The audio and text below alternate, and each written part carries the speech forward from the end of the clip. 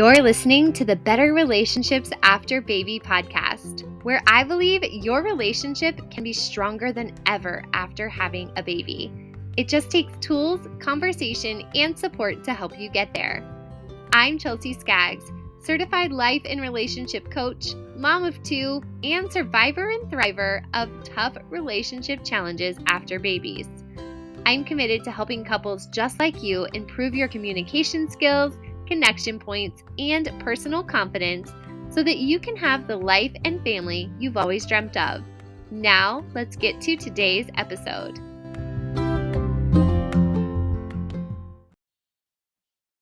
What I'm about to share with you today is a concept that radically changed my life. If I had to tell you one thing that helped me to rethink motherhood and the experience of entering motherhood, and my personal value and my transition and the journey that it is, if there was one thing that catapulted me into a place where I started to geek out and love learning about the transition of motherhood, it is this concept that I'm going to be sharing with you today. Have you ever felt like motherhood kind of feels like puberty? Like you are a little unsure of yourself, you feel a little out of place in your body, you're not sure where these thoughts come from. It's like a little unsettling, a little uncertain. Well, if that's the way that you felt, I'm going to tell you today why you might feel that way and why motherhood feels a lot like puberty. The short answer is that it is. It is a lot like puberty. I want to introduce you to a term that we're going to be using today, and this term is called matrescence. Now, matrescence is a term that was coined back in the 70s by a medical anthropologist named Dana Raphael. And you'll notice that the word matrescence sounds a lot like adolescence, and I want you to hold on to that because we're going to draw a lot of parallels. Sure, we talk and joke about the changes we feel and experience in motherhood. There are often memes and there's Instagram reels and there's all this stuff out there about having mommy brain or the way that you maybe don't feel like yourself in your skin and in the mirror and in your experience. But there is truly a science to it, and that's what I want to talk to you about today. My hope is that this information normalizes what you are experiencing and that it gives you language to discuss it in your own head, to discuss it with friends, to discuss it with your partner, and that this encourages you to build community and support around this season of your life. Now, like I said, this term was coined in the 70s as research began around how the brain literally shifts as a woman goes from pre baby, no baby, to pregnancy and on through postpartum. And so there's a university called Autonomous University in Barcelona. There's been other research on this topic, but I'm going to use their research to guide us. So, the Autonomous University in Barcelona conducted a study, and this included brain scans of women before and after pregnancy. And what they found was that there was a significant gray matter change in their brains during this transition in a woman's life. So, again, this team at the Autonomous University of Barcelona, they started to perform these brain scans on first time mothers before and after pregnancy. And what this started with was like, we understand that there are seasons, specifically adolescence and puberty, where our brains are shifting and changing. And I love that they give this example of pruning. It's almost like you have these blossoms and we are pruning what is and isn't needed. So, throughout adolescence, uh, teens, children, adolescents, they lose gray matter. We lose gray matter as the brain connections we don't need are pruned out and our brains are sculpted into adult form. So, there are things that our brains needed as we were children, and these things are pruned out in order to create the composition of our brains that is more adapted to what we're going to need as an adult. And so, similarly, this is what we're seeing happening from pre baby through 2 years postpartum. This is the extent to which this research has been done. And so we know, like, a lot of this has to do with hormones, a lot of this has to do with preparation for the next season of life. A lot of this is happening when our bodies are responding to a change, such as puberty and pregnancy. And the outcome is that there are anatomical brain scans, and they took scans from women who were trying to conceive, they were trying to get pregnant, and then when they did get pregnant, and for 2 years after that. During this, they saw that new mothers experienced gray matter change for at least 2 years after birth. And this is talking about how our brains are pruning from pre baby to pregnancy and postpartum in order to best be able to accommodate the needs, the changing needs that we have, that our circumstances give to us. Think about it as going from a generalist to a specialist. So you had a generalist brain as a woman, as a human who needed to navigate the world, but then your brain is like, okay, some things have got to change, some things got to go because we need to make space for this specialized experience of growing and caring for a baby and becoming a mom. So, the only other time, like I said, that the brain goes through change on this scale is during adolescent. And it makes sense, right? These times are very alike. Maybe you've thought about that. Maybe you haven't. I did not at first, but once I started to reflect on it, I was like, oh my gosh, you're right. Like, I feel different in my body. The way that I perceive myself socially is different. I feel a little bit wobbly most of the time because I'm figuring out how to be a human in a whole different way. We are preparing for a new season or a new version of ourselves. And I just want to reiterate that this research that has been done shows that our brain composition continues to shift for at least 2 years after giving birth. So let me just say, we can stop pretending that everything should be, quote, back to normal after a couple of months having a baby. No way. It is continuing to shift and change for this new transition. And some things that this might impact: this impacts your emotional responses. This impacts your connection with others. It impacts the values that you hold, like what is most important to you. It impacts your perception of existing within your body. It impacts your friendships. It impacts your confidence. You are maturing into a new person because of all of your changing circumstances. And this term again, matrescence, sounds like adolescence because it is. Matrescence is the all the areas, the physical, mental, emotional, social areas of your life that are impacted by the transition from being a woman without baby to becoming a mother. We have to focus on this. I do not think that we give enough recognition and enough honor and enough attention to this transition. It's like we're taught to get pregnant, have the baby, have a couple hard weeks figuring out sleep and breastfeeding, and then everything should be back to normal, right? No, this isn't right. I'm not saying that your life should feel detrimentally changed, but when we don't honor the transition, we do a huge disservice. Can you imagine going through puberty and adolescence and having such little information about it and having people not recognize that so much has changed within you, that even your brain composition is different? And yet, this is what we do to mothers, specifically in Western cultures, such as the US, where we have very little recognition, honor, and respect for the difference. Now, it's worth noting that this is going to look and feel different for each woman. And I think there are a few factors to that, such as your culture, your upbringing, whether or not you were exposed to authentic motherhood experience as a child or in an earlier season of your life, your consumption of social media and other media outlets, where you form your expectations of yourself as a mother, your own relationship with your mother or a mother figure in your life. Like this evolution of self is not good or bad. It is complex. It's both beautiful and hard. It's both joyful and overwhelming.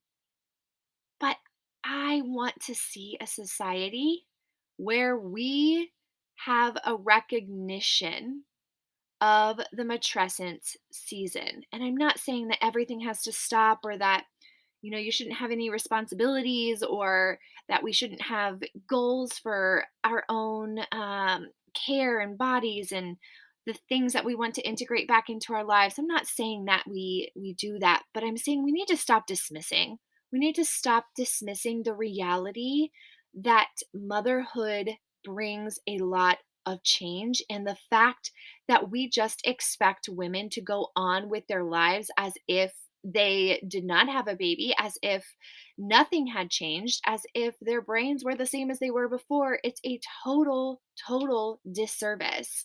I won't go on a tangent on this, but I'll just do a quick plug on it that I think that if we had more leadership that was in tune with the nature of how we evolve as humans, of how parenthood and motherhood specifically impacts us, like if we had leadership in tune with that, I think that we would have a society that was more authentic, that was more connected, that was more rooted in values that are just not so cutthroat, right? Like, I had a client once that was lamenting how a friend had said to her, "Wow, you've really changed." And she felt discouraged because she wanted to be able to show up in the same ways. And this is a fine line because I think it is so important for us to stay connected to our core selves, to not become fully absorbed in motherhood, to not throw our whole identity into motherhood, to be able to have pleasures and activities and experiences that are really authentic to the core of ourselves. And in the same breath, we need to honor the natural process of changing and celebrate that. I don't know if you guys have ever seen this picture. There's like a drawing of two people, and one says, "Man, you've changed." And the other one says, "Yeah, we're supposed to." And this reminds me of how motherhood is like a refining fire. It's a time where we get to figure out what's most important to us. We get to get into the core of who we are and what our top values are. And it's okay. It's okay for you to change.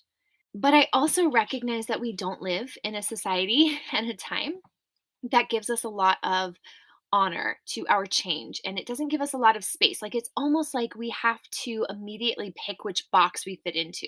I remember when I first became a mom, it felt like I needed to quickly identify what type of mom I was, almost like it was like a quiz. I don't know if you guys used to read Alloy way back in the high school days, but I remember reading Alloy and loving taking their online quizzes when, oh my gosh, I'm going to date myself. Please message me if you remember this.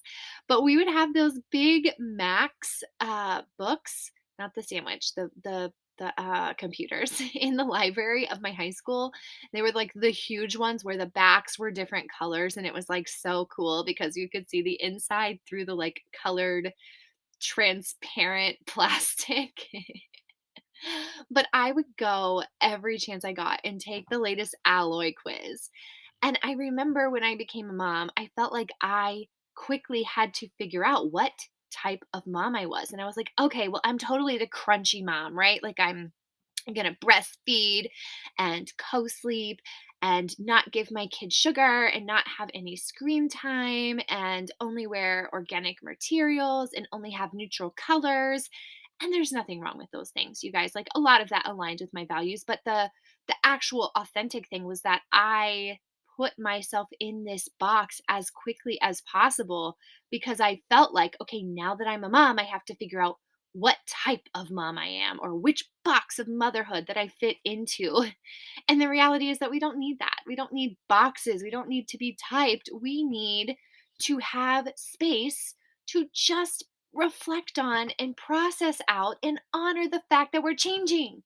And when we change, that doesn't mean that we have to have it all figured out right away. You don't have to figure out right away exactly who you are as you've changed. You get to enjoy the journey, right? It's super cliche, but it's not about the destination. It's not about figuring out which box you fit into. It's about the journey. It's about how you become and uncome and reform and reintroduce yourself in the process. There are a few things that I think, that I personally think that women need in this matrescence season. And so I personally focus on the months 4 through 24 months after having a baby. So I love mamas through the fourth trimester. But I don't necessarily know that that's the time to do a lot of the inner reflecting and making sense. Like you're literally just trying to survive. You're trying to get some sleep. You're trying to figure out, if you're breastfeeding, how to get your boobs in a place where they're not falling off and your baby's getting milk. And if you are not breastfeeding, you're trying to figure out like how to have your bottle warmed at the right temperature so that baby takes it and exactly how much they need to take in, and chart it and use these apps and use these like bracelets on your wrist so that you know what's next. And so there's a lot of survival mode. So I'm definitely not inviting you or asking you to process your life changes in those early days. And I would actually really advise you against it. Like, take the time to learn how to survive in this new season. And then, as you come out of the fog a little bit, and I am not suggesting that it just becomes like easy peasy, snap your fingers and nothing is like hard and new and challenging anymore, because I don't know, I'm 6 years in and I still have not had that moment. But I think we start to come out of the fog a little bit and we start to see ourselves and we're like, okay, I made it through those first couple of months. We did this. And now, who am I? Like, who the fuck am I? And who's my partner, and how do we interact together, and how do I fit in socially, and what do I do with work, and like what do I care about? How do I spend my time? How do I take care of myself in the midst of all of these outside pressures and things that I have to take care of? So this is what I see a lot of women going through in this 4 to 24-month space. And I also make a quick note that if you are past those first couple of years, um then these studies are showing that maybe your brain matter is not changing as much. However, if you did not have the space to process those first couple of year changes, then you may be still working through these things. So this might still apply to you. And if you are someone who's expecting, or you haven't become a mom yet, this is just really important information for you to think about how you're going to give yourself the space and the resources to very intentionally go through this transition and feel really in tune with yourself in the process. So, these are the things that I find women need in this season. First, you need space. You need space to discuss and process the evolution and changes and how those changes impact you. So for some people, this is like you just have a really great group of mom friends that you can have really authentic, no bullshit conversations with. Or maybe you're fortunate enough to have a mother or a mother-in-law who doesn't have weird expectations of you and you feel really comfortable with them. Or maybe this is a coaching group like Motherhood Uncovered, which is built exactly for this and is the small group coaching program that I offer for moms who are between 4 and 24 months and want to really make sense of their changes and be empowered in that state. This is just even the conversations we have, whether that's online or whether that's in person, but just having conversations to bring normalcy and reminders that we are not alone. 6 years ago, when I first had my baby, the social media landscape was very different. I'm thankful. I'm super thankful that today there's a lot more authentic messaging out there around motherhood. There's lots of trending hashtags about like real motherhood and motherhood unplugged. And there's still some shit out there. There's still actually a lot of bullshit out there, but there are a lot more people talking about their experience without rose colored glasses and also without like doomsday glasses. Okay. I don't think that we need to wear doomsday glasses because changing is not a doomsday and becoming a mother is very difficult, but it's also not like a a life sentence. I mean, it kind of is a life sentence, let's be honest, but it's not like a dooming experience either. So, as you think about this, you get to be really intentional about the kinds of messages and conversations that you're a part of. So, some ways that I tell my mamas to make sense of this is to first, like I just mentioned, get choosy about where you get your input and form expectations of yourself and your baby. So, if you're like following a bunch of mom influencers from Utah, and no shade to Utah, I mean, a little shade to Utah, I guess, but like, it's like the quintessential everyone has the same hair and the same design in their home and it's always clean and they have all these wooden blocks everywhere and that's totally fine, but like if that's not serving you, then just unfollow it, okay?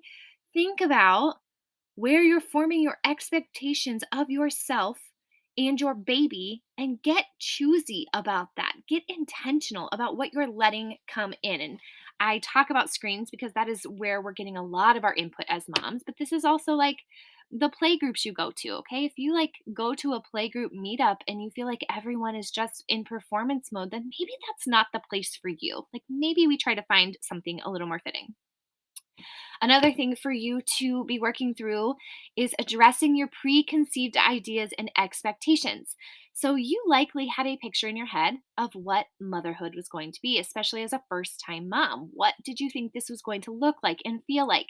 And it's important for you to tap back into that and to say, okay, this is what I thought. And now, as I'm going through this, and my brain is reforming itself through this incredible transition, here is my reality. And how do those measure up? And are there areas that I'm celebrating? Are there areas that I'm grieving? Do I just need to pause and say, wow, I thought that was going to be different? But don't let it just live in your body.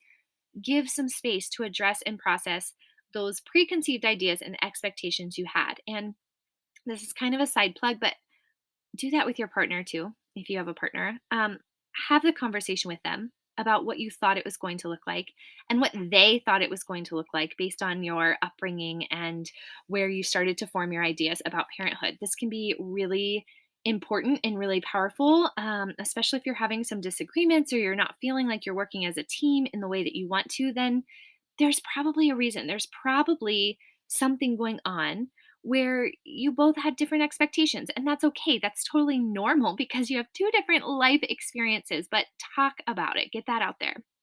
Okay, the next thing to make some sense of all of this is to get some clarity around your personal and family values and goals so that you're not chasing everything. Okay, let's go back to that example of like, I'm so sorry, Utah moms, but like long blonde, dirty blonde hair and wooden toys and super clean kitchen. Like, you might look at those things and be like, oh my God, I'm so dumb. Like, I don't have my hair done today, or my house isn't that clean, or my kids' toys don't look like that. But, like, does that really truly matter to you?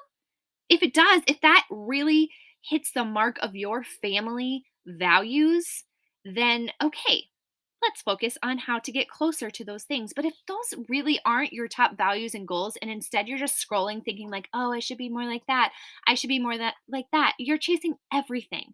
You're chasing everything and feeling like shit about it. And then you're not able to get clear and focused on what's most important to you. Next thing, whew, I'm getting fired up, is to go beyond venting. Okay. Venting is fine. Like venting sessions happen, but go beyond venting. Okay. When you vent, you like just get it off your chest, but not really because it's going to come back and you're going to want to vent about it again. But go beyond that to have a space to help you grow. Again, this could be something like, I'm going to plug here, Motherhood Uncovered, where we truly form community around making sense of all these changes and getting clear about what you want. But this can also just be like the friend that you know, like, hey, I'm going to get this off my chest and we're going to go to the next step. We're going to figure out some things that are going to help us grow. Like, let's have a growth mindset about this. It could just be like recording a voice memo on your phone or journaling where you get some things out and you ask yourself, how can I continue to grow towards what I want? And then this is like a cultural change that I so long for, but working towards more openness with other women. The safe vulnerability is how we grow and how we change the narrative around motherhood on a bigger scale. I want to live in a society where we don't have to impress and compete and bullshit each other all the damn time. Making that societal change is big, right? So it starts with us and our small groups that we enter into. For me, I have dedicated my time, my energy, my expertise to having groups like Motherhood Uncovered so that there are safe authentic spaces that can change the way we think about this narrative of motherhood. But also, like, let's look for and create and be part of the change that brings those to the everyday conversations. Okay, just a couple of things that I want to remind you of before I go. You are integrating new parts of yourself, right? Like, you are still you, but I'm going to give you an example and then I'm going to stop here. Think about those of you who have an iPhone, and we're not here to debate iPhones, but you often get these reminders to update your operating system, right? Because some new things have happened behind the scenes. There's new connections in the interwebs of iPhoneness, and they need to be able to recalibrate so that it can operate most optimally. That was a hard word to say. Optimally. The same thing is happening to you. You are updating your operating system. And you have to recognize that. And you have to give it time and space to work out the kinks and to figure out how to run it differently. I tell you what, there is nothing more frustrating to me than when an app changes its like little picture on my phone screen. And so I'm like going to the same place, looking for the same thing in the same folder, and I don't recognize it because it looks a little bit different. That frustrates me, but it's part of life. It's part of the changes that happen. And this is the same thing that's happening for you.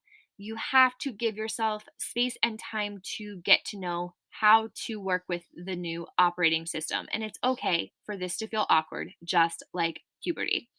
So I hope that today's conversation gave you some insight and some things to think about and to get excited about as you realize that matrescence, the transition into motherhood, the brain matter restructuring is real, and it's worth having time and space to honor it, and to give yourself grace and to just be part of. Like, I hope that you listen to this and you're like, I want to be part of changing the conversation for women and for new moms.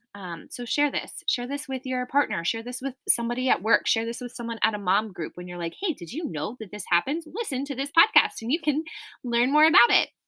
And again, if you are someone who is in this season of, you're out of the fourth trimester, you're 4+ months after baby, and now you really want to figure out, wow, how have I changed? And who do I want to be as I move forward as a woman, a partner, a mom, a friend? Like, how do I get to know what has changed and process that and honor that and think about what is in the future for me? If that's you, you are 100% fit and the right woman for Motherhood Uncovered, which is my small group coaching program where I take you through 12 weeks of 12 of the main themes that impact new moms. And I guide you through it. I give you space and prompts to reflect on. And I facilitate this conversation for you with other women in a similar space so that you, one, don't feel alone. Two, you can bounce ideas off of each other. And three, you can build some really authentic connections, which improves your confidence, which improves your connections in your home and in other places. Like, this is a golden experience and opportunity. And I am not magic. Like, I'm not going to like throw some magic dust on you and make everything, super easy and super perfect, whatever the hell that means. But what I do and what I offer you is that I create and facilitate this space where you can show up and let down your walls and be integrated in a community that truly gives a shit about you and your changes and your processes and your growth and expansion, and gives you tools and strategies to do that so that you're not just like harboring resentment and change and uncertainty in your body, because that embeds in your subconscious. Like, it never really goes away. We can avoid things, but they don't go away.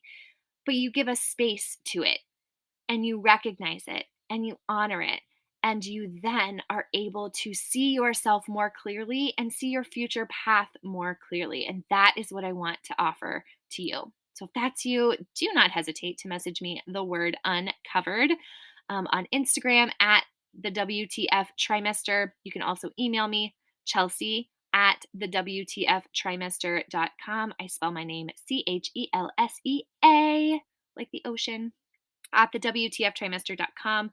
You can send me a voice memo here on, if you're on Anchor listening to this podcast, you can send me a voice memo there. But like, I know it's scary, right? I know it's scary to like open up, to